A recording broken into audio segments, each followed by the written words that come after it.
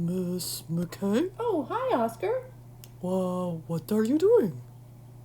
Oh, I'm just doing some sewing. Oh, why is that? I'm sewing some face masks. Why?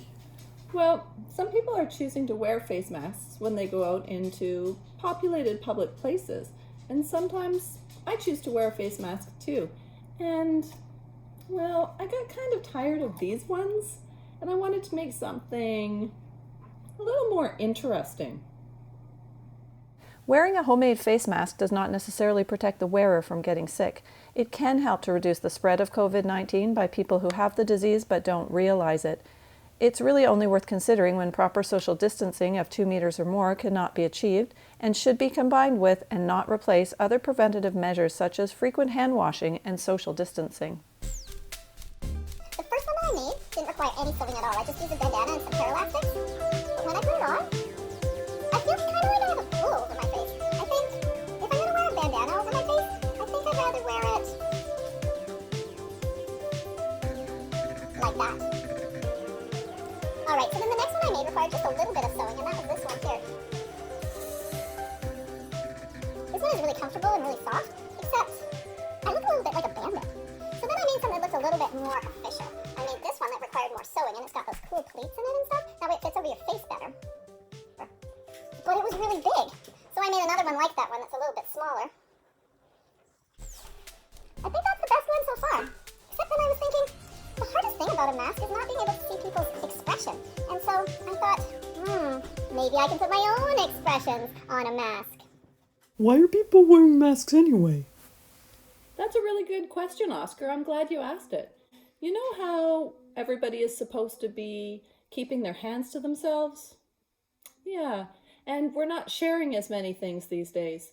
And that's so that we don't spread our germs. But we can spread our germs more than just by touching. We can spread our germs when we speak moistly. I have been doing a little bit of artwork and have come up with a couple of designs. On this mask here, I put a mustache. And then I thought, well, maybe on some days I might not want such a full mustache. These ones here were really hard to put a whole facial expression on them because of the pleats in them. So I thought, I need to come up with an even better design. After lots of experimenting, I think I finally found a design that works. I have made this. Outside is white and it's a nice big canvas for drawing on. It's time to take out my fabric markers and start making them fancy. We often use facial expressions to be able to tell how people are feeling. If we're covering up our face with a mask, sometimes it's really hard to tell. But we still all have those feelings inside, and it's really important that we find a way to express them so people know how we feel. I have a book I'd like to share with you today. Sometimes I Feel Like a Fox, written by Danielle. Published by Groundwood Books. Sometimes I feel like a bear, strong and confident. I stand tall and growl and protect those around me. Sometimes I feel like a deer, sensitive and kind. I listen to the sounds in the distance and prance throughout the forest. Sometimes I feel like a beaver, busy and purposeful. I only use what I need and always get the job done. Sometimes I feel like a butterfly, delicate and free.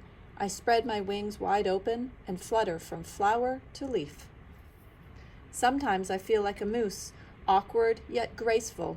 I move swiftly and silently with a gentle strength and wisdom. Sometimes I feel like an owl, intuitive and discreet. I fly across the dark night sky, always watching and listening. Sometimes I feel like a turtle, slow and quiet. I retreat into my shell and find peace and solitude. Sometimes I feel like a rabbit, quick and alert. I like to eat my carrots and leap into new adventures. Sometimes I feel like a wolf, intelligent and loyal. I surround myself with family and howl into the moonlight. Sometimes I feel like a porcupine, innocent and curious. I have a big imagination and know how to protect myself. Sometimes I feel like a raven, dark and mysterious. I am both messenger and secret keeper and help bring light from darkness. Sometimes I feel like a fox, sly and sharp. I observe all those around me and disappear quickly.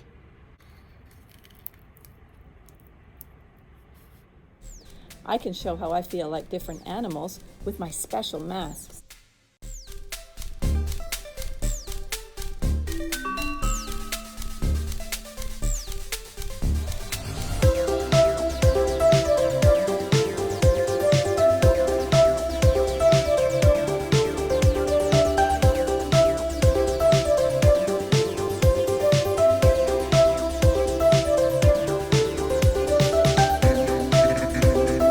What animal do you feel like today?